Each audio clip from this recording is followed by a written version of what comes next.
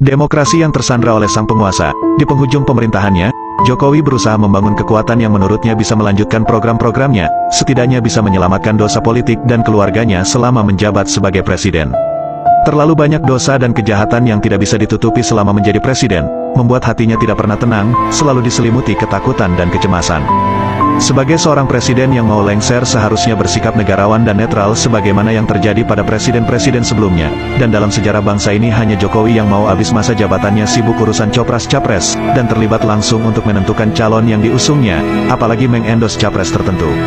Ada beberapa indikator bagaimana ketakutan Jokowi terhadap masa depan dinilai sangat menakutkan.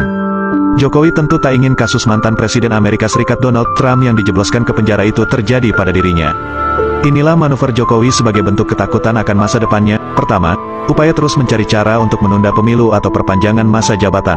Jokowi dengan melibatkan pihak istana terus menggalang dukungan dari musra yang dimotori oleh Luhut, Bahlil, Bamsud dan Lanyala untuk menunda pilkada atau perpanjangan masa jabatan selama 3 periode, sebelum akhirnya ditenggelamkan oleh rakyat.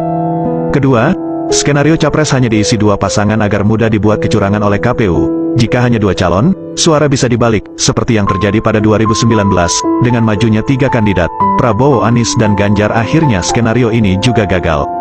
Ketiga, skenario semua capres adalah all Jokowi's men. Sejak awal, Jokowi tidak menyukai kiprah Anies. Karena Anies akan menggagalkan semua impian Jokowi, maka Anies harus dihalangi untuk maju. Berbagai upaya dilakukan Jokowi terhadap KPK, KPU, dan Partai Demokrat Muldoko. Namun sepertinya langkah ini juga akan berantakan, karena Anies akan lolos sebagai capres. Keempat, kasus KM50. Jika Jokowi lengser, dan tidak punya pengaruh, hampir bisa dipastikan akan diusut lagi. Selama Jokowi berkuasa, kasus KM50 tidak mungkin bisa diselesaikan secara serius. Karena akan melibatkan banyak petinggi Polri dan TNI, mungkin juga termasuk Jokowi sendiri.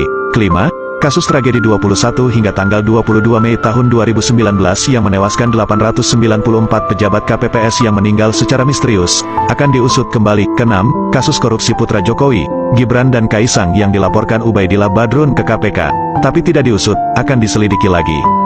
Ketujuh, kasus mega skandal senilai 349 triliun rupiah di Kemenkeu yang diprediksi melibatkan orang dekat Jokowi. Kedelapan, penerbitan Perpu tentang lahirnya Pancasila dan Undang-Undang Ketenagakerjaan, diduga kembali diusut karena pesanan dari pihak tertentu. Kesembilan, kasus ijazah palsu dipastikan akan terus dipermasalahkan. Kesepuluh, kasus kriminalisasi ulama, termasuk yang dibunuh, akan terus diusut. Kesebelas, mengevaluasi mega proyek kereta cepat Bandung-Jakarta dan mega proyek IKN bila anggarannya membebani rakyat.